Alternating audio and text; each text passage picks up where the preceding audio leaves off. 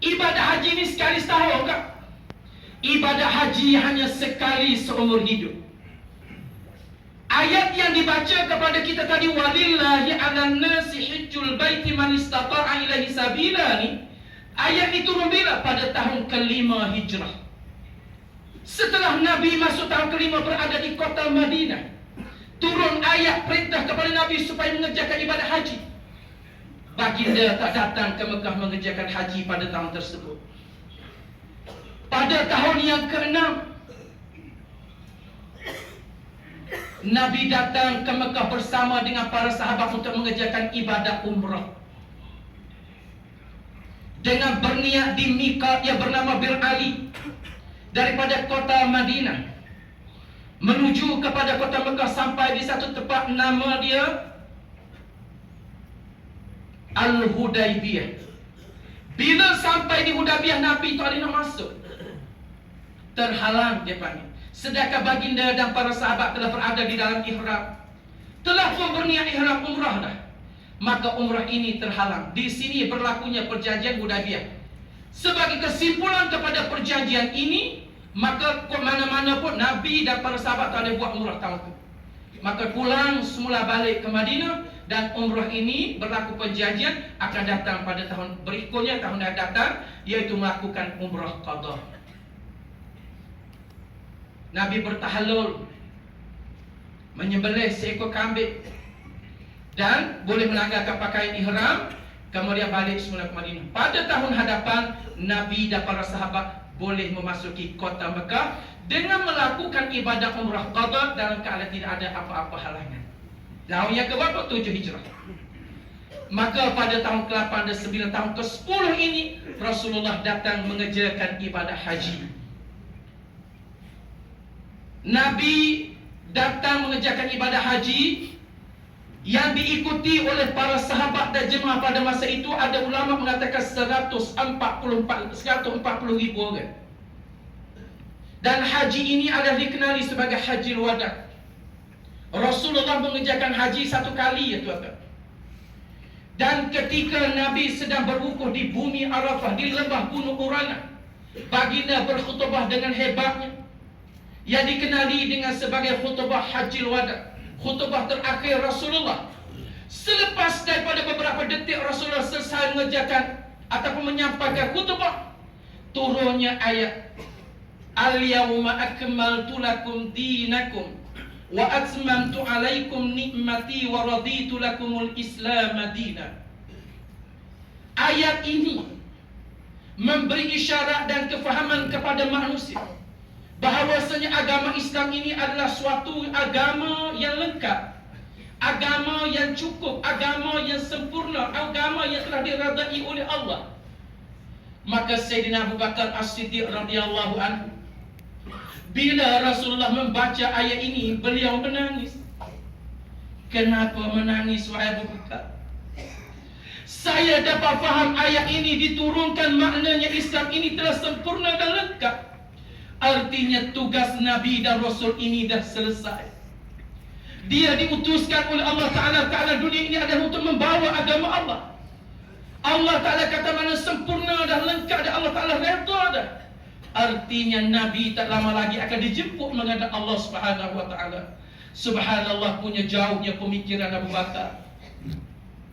Ini ayat berkenaan dengan sempurna Islam turun di mana? Di bumi Arafah, yang tuan-tuan akan wukuf kira-kira lebih kurang 25 hari daripada sekarang. Ini haji. Maka ibadah haji ini hanya diwajibkan oleh Allah Ta'ala kepada manusia satu kali seumur hidup. Sekali ya tuan-tuan, haji diwajib.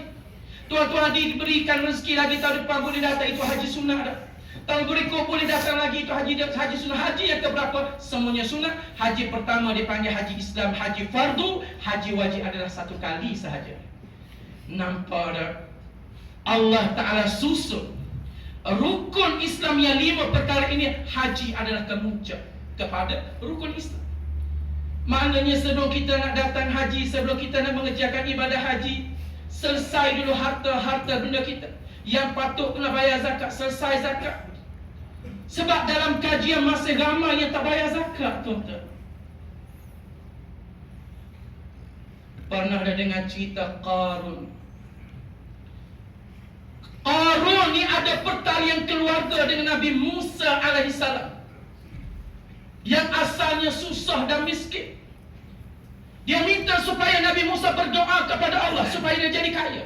Nabi Musa kata, wahai Qarun, aku tengokmu hidup hari ini lebih baik. Dak, kata dia, wahai Musa, mu tak tahu hidup aku sari-sari. Bagaimana anak-anakku menangis, tidak ada makanan yang mereka nak makan, aku terpaksa lupuh air untuk nak bagi tahu pada mereka bahawa kita sedang memasak makan, walhal tidak ada apa pun. Berkat doa Nabi Musa, jadilah dia kaya raya. Tuan-tuan, kalau pergi ke Mesir, nak wayak kaya tak kaya Nabi Musa ni, Bahrul Qarun, Bahrul Qarun, Tasik Qarun. Terletak di mana? Terletak di satu tempat nama dia wilayah Fayum. Salah satu wilayah, salah satu negeri dalam negara Mesir. Tempat yang ditenggelamkan dikenali sebagai Tasik Qarun ini. Amogi bulan 12 baru ni, start katakanlah tepian di sini. Kita jalan dengan taksi ni. Nak nyapa kali sana 40 km. Ini Qarun, ini harta benda, ini istana, ini segala khazanah, ini milik Fir'aun, ini milik Qarun yang ditenggelamkan oleh Allah Subhanahu wa taala. Di tengah-tengah padang pasir. Banyak mana harta dia. Allah Taala sebut di dalam Al-Quran kunuzun. Kunuzun ni apa dia? Gedung ataupun mana anda kunci hawa sifat perbendaharaan harta dia saja ni 20 orang bawa tak urut lagi. Dua bawa anak kunci. Tak kira ni harta tu lagi. Berapa keturunan maka tak habis. Kaya dia. Sombongnya Qarun ini kerana tidak mampu mengeluarkan zakat. Allah Ta'ala perintahkan bumi supaya tenggelamkan dia, tak ada siapa boleh halang. Itulah kehebatan manusia, tuan-tuan. Jadi maknanya kita telah selesai dah. Puasa dah, semaya hari-hari dah comel belakang, maka Allah Ta'ala jemput kita untuk mengerjakan ibadah haji. Dan haji ni istimewa dia, tuan-tuan. Yang tak ada pada ibadah lain. Satu hadis Nabi yang datang daripada jaminan ini daripada baginda sallallahu alaihi wasallam. Nabi kata apa? Nabi kata al-hajj mabrur laisa lahu jazaa'un illa al-jannah. Haji yang mabrur tidak ada balasan bagi dia, melainkan apa? Illa al-jannah, melainkan syurga.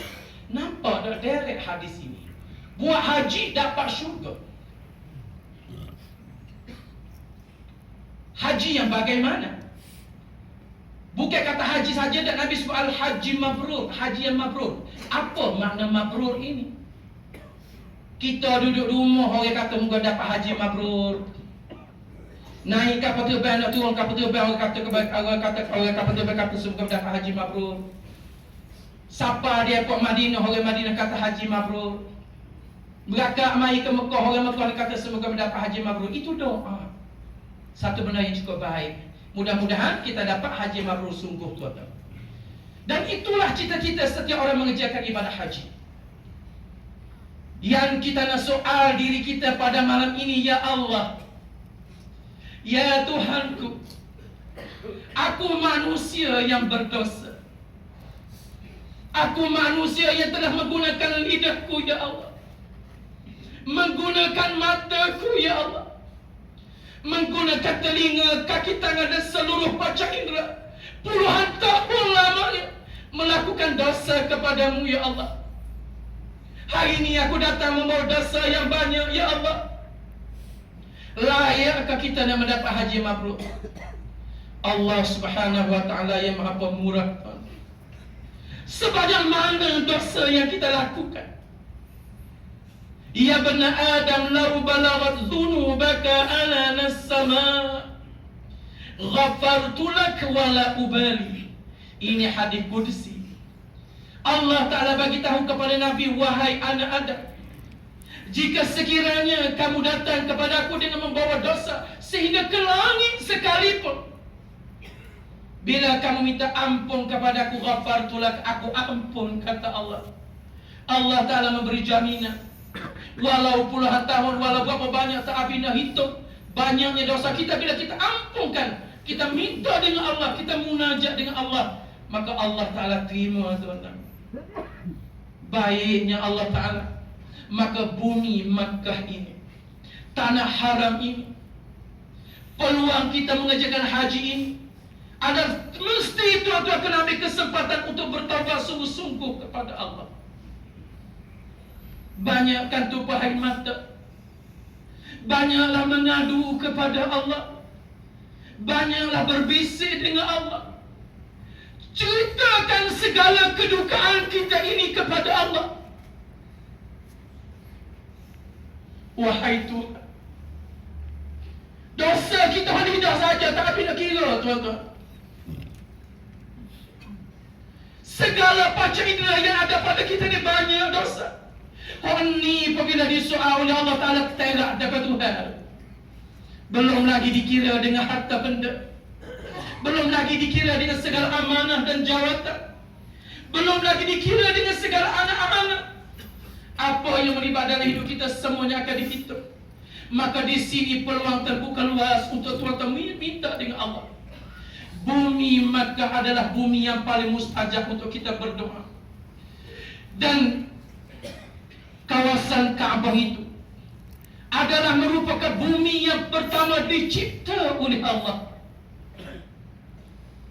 Dan bumi Makkah ini bumi yang paling dikasihi oleh Allah, bumi yang paling berkah, bumi yang Rasulullah sallallahu alaihi wasallam menangis ketika Allah Ta'ala kata, wahai Rasul, tinggallah dulu bumi Makkah, kerana keadaan dan nyawa kamu dalam keadaan terancam, kerana mereka telah membuat keputusan untuk menangkap dan membunuhmu, wahai Rasulullah.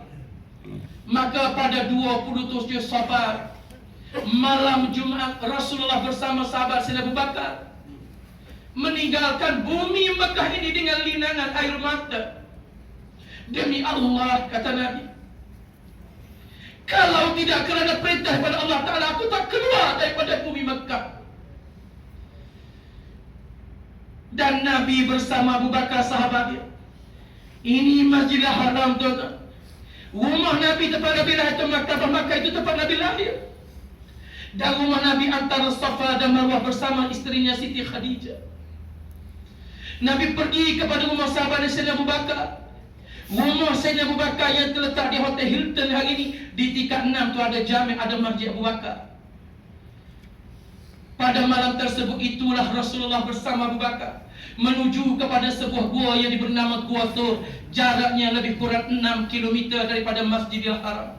Gua yang paling tinggi di kota Mekah, 478 meter ketinggian. Yang hebat Sayyidina Abu Bakar, tuan-tuan. Orang Nabi pilih sebagai sahabat untuk nak jadi teman teman hijrah Nabi. Bila berada di sapa di kaki bukit Sayyidina Abu Bakar, tengok bukit malam tu tinggi. Lalu kata Sayyidina Abu Bakar, ya Rasulullah, biarlah saya dukung Rasulullah. Dia nak kepong, dia nak dukung Nabi. Nabi kata, wahai Abu Bakar, Rasulullah berat. Berat Nabi ini adalah berat nubuah, berat dakwah yang ditanggungkan oleh Nabi. Sayyidina Abu Bakar kata, tak apa ya Rasulullah, sebab amba tak nak orang boleh kesan tapak kaki Nabi. Bayangkan dia mendukung Rasulullah bawa naik sampai di kepuncak bukit. Abu Bakar kata, ya Rasulullah, sekejap di sini. Rehat wahai Rasulullah, amba nak masuk tengok dalam gua. Nak masuk tengok dalam ada apa?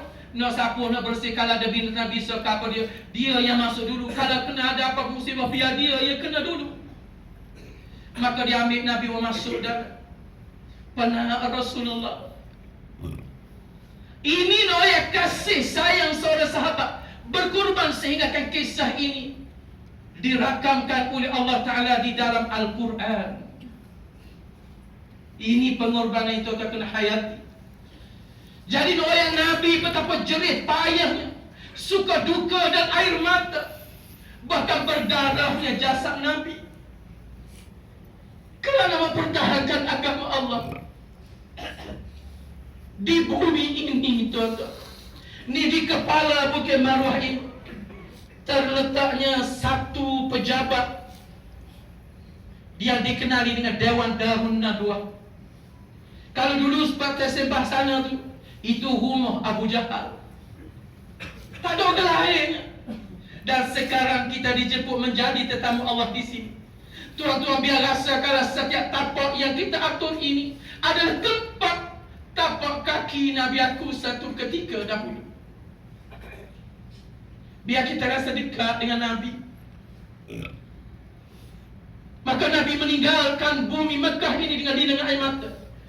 Jadi bumi Mekah ini sehinggakan sesiapa yang mendirikan salat di seluruh tanah haram ini, ganjaran pahalanya 100,000 kali ganda. Tak apalah tuan-tuan sejauh pergi masjid. Kadang-kadang rasa penat. Sebenarnya masjid ni untuk orang muda-muda pergilah, tak jauh pun. Kita yang rasa jauh. Dia rasa jauh, rasa dekat, rasa panas, rasa tak panas atas individu masing-masing. Jarak sebenarnya lebih kurang 800 meter ke kepala Bukit Marah daripada sini. Tak apa, semai sini pun boleh 1,000 juga. Dan apa-apa kebaikan yang kita lakukan ini dapat 1,000 di tanah haram. Dan kena ingat, sebarang kesalahan dan dosa maksiat kita lakukan di tanah haram juga Allah Ta'ala balas bukan sedikit. Begitu. Jadi peluang yang ada pada kita hari ini tuan-tuan, berapa lama di sini? 40 hari, 45 hari, sekitar itu. Manfaatkanlah masa dan waktu. Sementara menunggu hari wukuf, kita kena buat jadual tuan-tuan. Untuk kita, jadual diri. Nombor 1 sekali aku nak semaya fardu, nak semaya 5 kali sehari ini berjemaah tanpa gagal. Letak situ. Sungguh. Nak semaya jemaah, tak setinggal walau satu waktu selama aku berada di sini untuk mentarbiah, mendidik diri kita. Dan aku nak pergi masjid. Biarlah tak lagi masjid, aku nak mari surat. Selangkah yang kita jalan nak mari ke surat, diampun dosa. Selangkah yang kita jalan ke surat, dapat pahala. Dan selama kita berada di surau ini, selama kita berada dalam majlis ilmu, majlis ibadat, dapat pahala. Sehingga kita balik ke bilik kita, dicatat pahala, diampun dosa-dosa. Bayangkan andanya ini setiap hari kita boleh lakukan. Bukankah banyak pahala? Mana lagi di tanah haram ini. Ini satu. Target tu. Yang kedua, aku nak cita-cita nak sampai di Masjidil Haram. Aku nak buat tawaf sunat yang banyak. Amba pernah jumpa seorang jemaah daripada Pasir Putih, Kelantan. Pakcik ni usia dia 80 tahun, doktor. 80 tahun. Datang dengan tabung haji macam tuan-tuan juga. Duduk hotel jauh-jauh macam ni juga. Tetapi mak pakcik ni, haji ni dia mampu tawaf sunat 200 kali. 200 kali tuan-tuan. Satu set tu 7 pusingan. Bayangkan 200 kali. Kita kata haji buat macam mana sampai 200 kali. Dia kata, Ustaz, saya banyak habis masa di masjid. Saya banyak habis masa di pinggiran Kaabah. Saya balik ke hotel untuk makan. Dan untuk tukar pakaian, untuk bersediri buat naik. Kamu saya terus ke masjid. Kadang-kadang kita yang muda ni malu. Allahu Akbar. Nabi kata, sesiapa yang datang ke Mekah, mengerjakan haji ataupun umrah, kemudian dia melakukan ibadat tawaf sunat sebanyak 50 kali, maka orang ini akan mendapat 3 perkara. Yang pertama, semua dosa-dosa dia diampun oleh Allah Ta'ala. Yang kedua, dia tidak akan disentuh jasad ataupun kulitnya oleh api neraka. Dan yang ketiga, semua apa yang dipohon oleh Allah, yang dipohon kepada Allah, Allah Ta'ala tidak akan sia-siakan. Apa lagi yang kita nak, tuan-tuan? Kata Allah tak banyak, tak lama pun. Cuma lah ni biarlah dulu kita nak orang semakin ramai nak masuk pesukar. Lepas-lepas ni lah, lepas haji. Begitu. Nah, kena letak. Ini benda yang aku nak buat. 2. Yang ketiga, aku selama berada di bumi Makkah ini, aku nak khatam Al-Quran. Nak baca Al-Quran setiap hari. Al-Quran jangan main-main, tuan-tuan. Karamahnya tidak biasa-biasa. Al-Quran ini mukjizat yang paling besar. Al-Quran ini mukjizat nomor satu yang Allah Ta'ala berikan kepada Rasulullah. Semua bersabit dengan Al-Quran ini mulia. Malaikat Jibril yang turunkan Al-Quran menjadi malaikat yang paling mulia. Bulan Ramadan diturunkan Al-Quran menjadikan bulan yang paling mulia. Di malam Lailatul Qadar diturunkan Al-Quran, malam Lailatul Qadar menjadi malam yang paling mulia. Al-Quran itu diturunkan kepada baginda sallallahu alaihi wasallam, maka Nabi sallallahu alaihi wasallam menjadi nabi dan rasul yang paling mulia. Al-Quran itu diturunkan di bumi Makkah dan Madinah. Bumi Makkah dan Madinah menjadi bumi yang paling mulia dan berkat. Sesiapa yang membaca Al-Quran, dialah yang mulia. Jadi hari ini Al-Quran berada di tangan kita, tuan-tuan. Al-Quran ini usahakan baca, tengok, boleh pahala. Al-Quran ini usahakan tengok, dengar, boleh pahala. Al-Quran ini bawa, boleh pahala. Ada satu kisah seorang lelaki, tuan-tuan. Bila dia mati, orang tengok kubur dia ni keluar cahaya. Cahaya nur naik dan ke langit. Mata yang menyaksi ni bertanya, kubur siapa orang ni? Ditanya tu imam, tanya Pak Imam. Pak Imam kata, kubur mana? No, kubur bucu pagar. Tak ada gapo biasa Bukan ustaz, bukan tu guru, bukan tu alim pun. Orang biasa. Tak, saya tengok ada benda. Ada cahaya dan nur. Kita pergi jumpa dengan isteri dia. Pergi ke rumah isteri dia, tanya, si mati suami ni, arwah ni ada amal apa yang menyebabkan kubur dia bercahaya? Isteri dia kejut, tak ada apa pun. Dia kerja kampung biasa je. Dia tidak ada ilmu sebagaimana orang lain. Dia tak banyak beramal. Orang amal biasa, orang awam. Betul ke? Betul kata isteri dia, tidak ada apa. Cuma satu yang saya perhatikan.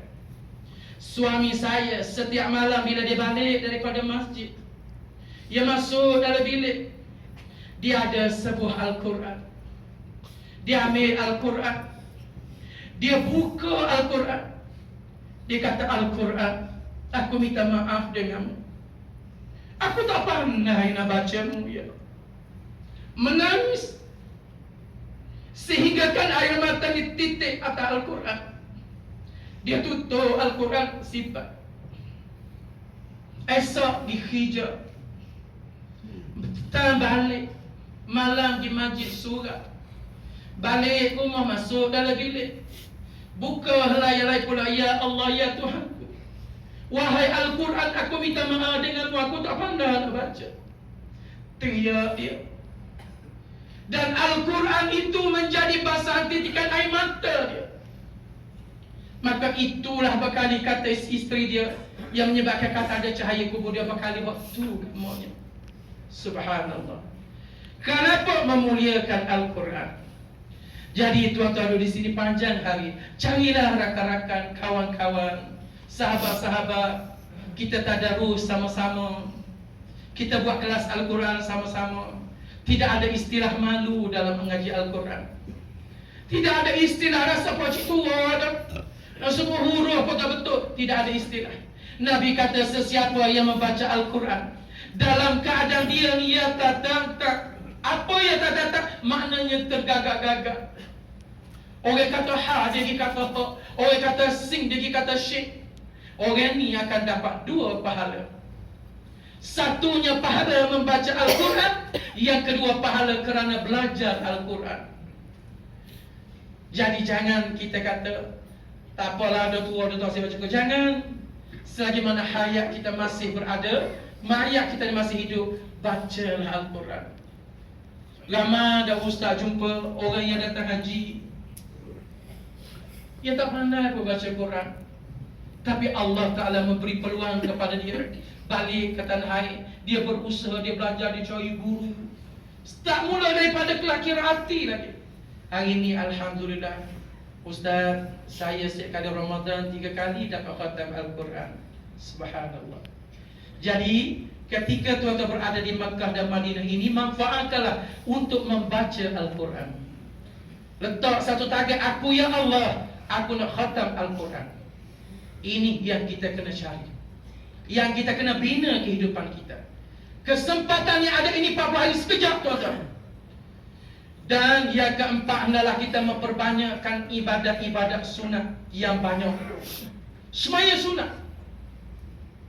Semaya ajak buat 2 kali sehari, tak apa, waktu siang sekali, waktu malam sekali.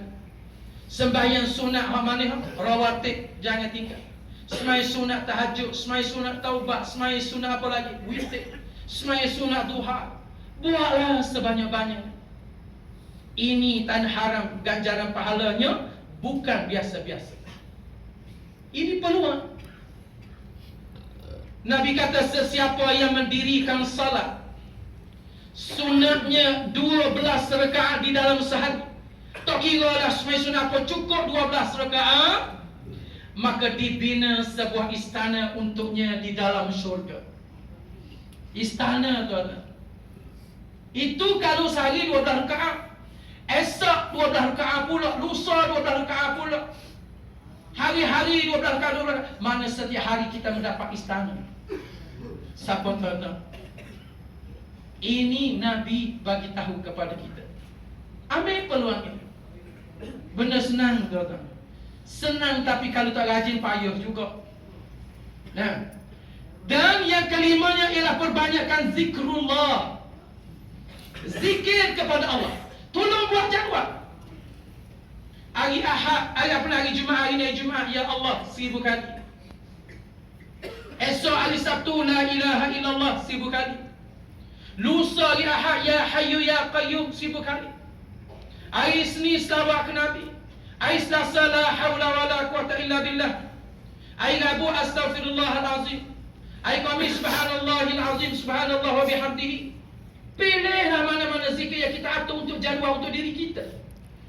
Sebab kita kadang-kadang buat ikut litah, dia tak jadi. Maka disiplinkan diri kita. Bagaimana Imam Malik rahimahullah.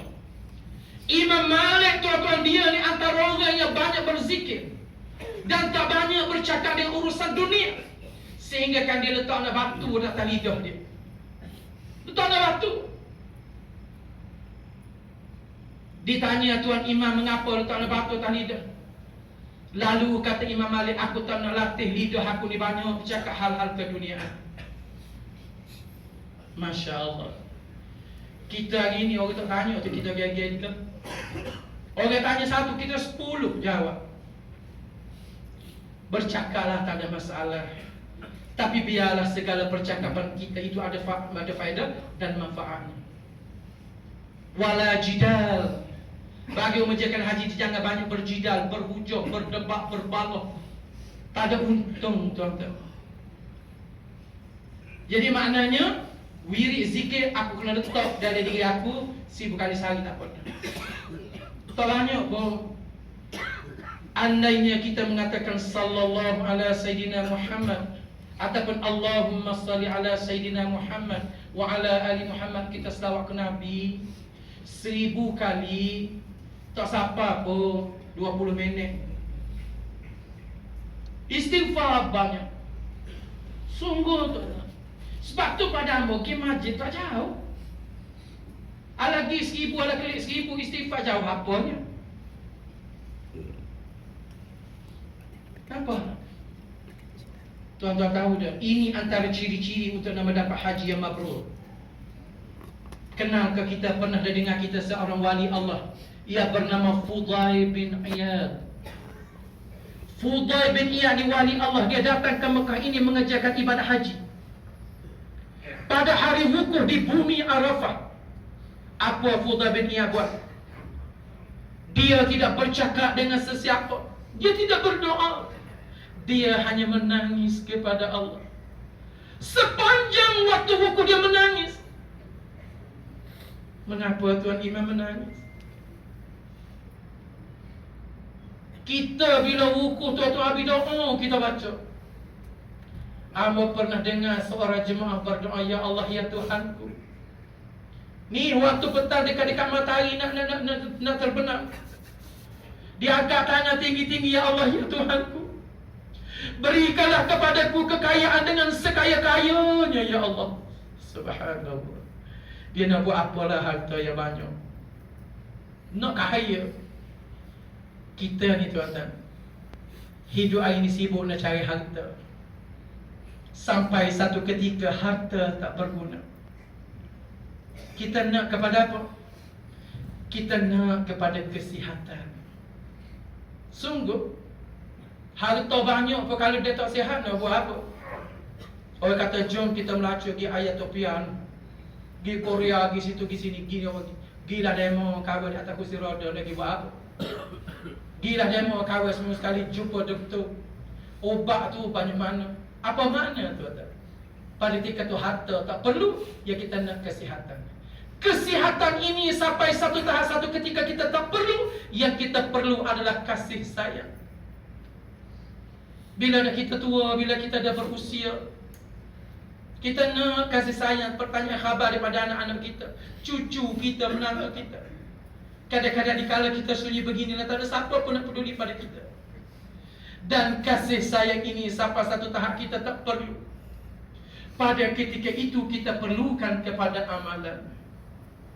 Amalannya kita nak.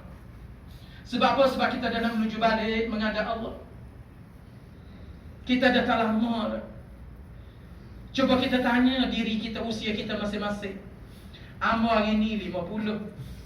10 tahun lagi orang panggil 60. 50 ke 60 ni sebentar ya tuan-tuan. Kenapa 60? Sebab 60 ini adalah usia mati. A'maru ummati baina 60 wa 70 sana. Majoritinya usia umatku, kata Rasulullah, di antara 60 ke 70 ya. Tu yang kita lebih tak lama, panjang apa, kalau tak siapa apa tak lama, sekitar tu je. Ni riwayat kehidupan ni kita kena faham. Dan mati tak ada apa pun. Kita dengar ke tidak? Kita tahu ke tidak? Kita ingat ke tidak? Kubur setiap hari mengatakan, ana baitul ghurbah. Aku adalah rumah yang dagang. Ana baitul wahdah. Aku rumah mari sorang-sorang. Ana baitut turab. Aku rumah sejenis tanah. Ana baitud dud. Aku rumah yang penuh dengan ular. Hari-hari kubur duk panggil perkara ni, kita tak pernah habis kisah pun. Jadi nak rayaknya hidup kita, kalau kita doa nak kaya tadi, tak salah. Tapi tengoklah sekaya mana pun kita, minum air sebagai miskin juga sama segelah ya. Air mati sama 3 laki putih juga belakang. Sama ya tuan-tuan. Rugilah kalau kita nampak itu. Maka Fudail bin Iyad ni bila ditanya mengapa Tuan Imam menangis, jawabnya, kerana aku malu kepada Allah. Aku takut kepada Allah. Aku nak minta apa dengan Allah? Aku nak minta dimurahkan rezeki. Terlalu banyak Allah Ta'ala kurniakan rezeki kepada aku, tetapi aku tak pernah bersyukur kepada Allah. Aku nak minta sihat dengan Allah Ta'ala. Lama berpuluh tahun lamanya aku hidup di dunia ini, dan Allah Ta'ala beri nikmat kesihatan, tapi aku tak guna nikmat kesihatan untuk berabdi, untuk mengabdikan diri kepada Allah. Aku nak minta apa lagi? Tapi inilah yang kita minta. Minta sihat, minta panjang umur, minta kaya. Tak salah tuan-tuan, tapi dalam tahap pemikiran kita setakat ni je. Tetapi Fudail bin Iyad tadi dia minta jauh. Aku menangis kalau aku tak takut. Aku takut. Bagaimana aku nak menghadap Allah? Aku mati, aku tidak ada bekalan. Bagaimana bumi mahsyar yang panas itu nak dibandingkan dengan bumi Arafah ini? Jauh nak tak nak dia untuk dibandingkan. Dia nampak benda-benda demikian tuan-tuan. Ini orang-orang yang hebat di dalam menggapai haji yang mabrur. Jadi kita kena bersih, kita kena bertaubat. Walaupun kata bertaubat, Allah Ta'ala bangga. Allah Ta'ala tunggu taubat hamba dia. Allah Ta'ala tu maknanya dia nanti nak tengok siapa hamba tu bertaubat. Tuhan tunggu taubat kita, nak ampun dosa, nak beri pahala, nak maaf segala kesalahan kita. Ini makna taubat. Jangan kita rasa kita tak bersalah, tak ada tuan. Kullu bani Adam khata'. Semua anak bani Adam ni salah belakang. Wa khairul khata'i at-tawwabun. Sebaik-baik orang yang salah ni bertaubat kepada Allah. Jadi kita datang ke sini adalah untuk bertaubat, untuk bersihkan diri kita. Maka salat itu sendiri membersihkan diri, istighfar itu membersihkan diri, dan haji itu sendiri adalah untuk membersihkan diri. Maka kita nak benda gini syamai molek, sempurna molek, dan kita dipilih oleh Allah Ta'ala subhanallah. Tuan-tuan datang ke sini adalah merupakan tetamu Allah yang dijemput oleh Allah, bukan tabung haji. Bukan orang tua ini, tetapi Allah yang menjemput. Tabung haji itu adalah merupakan badan yang mengurus. Kita datang melalui dia. Tetapi yang pilih sebenarnya adalah Allah. Nak isyarat ke kita nak bercerita satu kisah yang benar berlaku pada haji 2018 tu. Di balai berlepas lapangan terbang King Abdul Aziz Jeddah, seorang kaya selesai dah kerja-kerja haji, dah balai berlepas ni dia beratur, dia tunggu nak naik kapal terbang lah, nak balik. Haji Gani nama dia. Alhamdulillah, kata dia, sempurna haji tahun ni, selesai boleh berhaji. Dan mudah-mudahan tenda-tenda yang saya pun itu semua dapat kat saya. Rasa seronok dia begini. Dan tahun ni adalah merupakan haji kali yang ke-10, kata dia. Dia cerita pada rakan sebelah dia. Si Salim dia sebelah dia ni sangat tak kata apa. Seronok bunyi, dia kata haji 10 kali dah. Dan memang orang berada lah.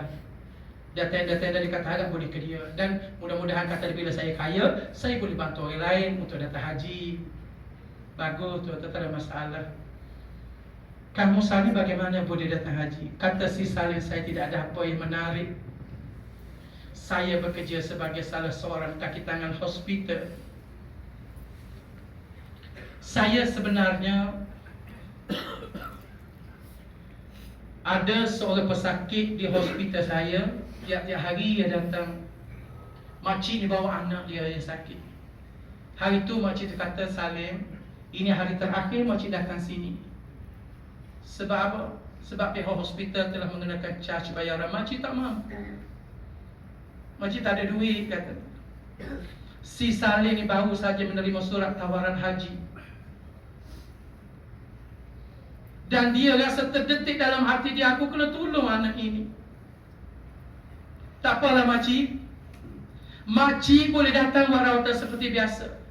Tak, makcik tak cukup duit, makcik tak mampu. Tak apa makcik, akan ada orang yang bantu. Lalu Salim yang mengatakan, aku akan batalkan hasrat untuk aku menjalankan haji. Aku nak guna duit simpanan haji aku ini untuk nak bantu anak ini. Dia batal, tak jadi pergi haji. Kata kakak ni, tak apalah, terima kasih lah. Makcik datang seperti biasanya, jangan tak datang. Tak apalah, terima kasih Salim. Makcik ni rasa lega kerana ada orang nak bantu. Kita tahu siapa pun. Si Salim ni telah menggunakan duit untuk dia datang haji. Hari-hari berlalu, keti demi keti berlepas. Hati dia sayu dan rindu. Tawaran telah ada, peluang telah ada. Tapi dia rasa ni yang lebih berhak untuk dia korbankan. Sehingga kan satu hari kata dia tengok di skrin telefon dia. Telefon ni naik nama pengarah hospital. Dia angkat telefon. Dia ada apa tuan? Salim, tadi ada orang kaya datang buat rawatan di hospital. Dan dia dapat pergi haji, dan dia akan pergi haji. Dan dia nak kepada pembantu untuk tolong dia di sana. Dan saya buat keputusan untuk jemput awak sebagai pengiring kepada dia. Nampak? Dia korbankan harta dia. Itulah sahaja kata Salim, saya tidak ada apa yang menarik pun. Lalu Haji Gani tadi peluk dia tu. Sebenarnya Haji Salim, awak yang mendapat haji yang mabrur. Kerana kedatangan awak dipilih oleh Allah. Tidak seperti saya. Saya bangga dan saya angkuh dengan apa yang saya ada. Subhanallah. Jadi kita hari ini harapnya dapat haji yang mabrur tuan. Tahu dah, satu persatuan di Indonesia Dia tubuh koperasi tu. Hari-hari jual sayur je ni, dia bayar. Dan duit ni dah menabung untuk datang haji. Allahu Akbar. Bayar harian, kumpul guna duit koperasi datang haji. Dan dia kena bayar balik sepanjang hayat dia. Tak apalah sekurang-kurang boleh datang haji dia kata. Ini antara usaha-usaha yang pelbagai-bagai. Jadi ucapan syabas dan tahniah hamba ucapkan kepada semua haji-haji dan hajah-hajah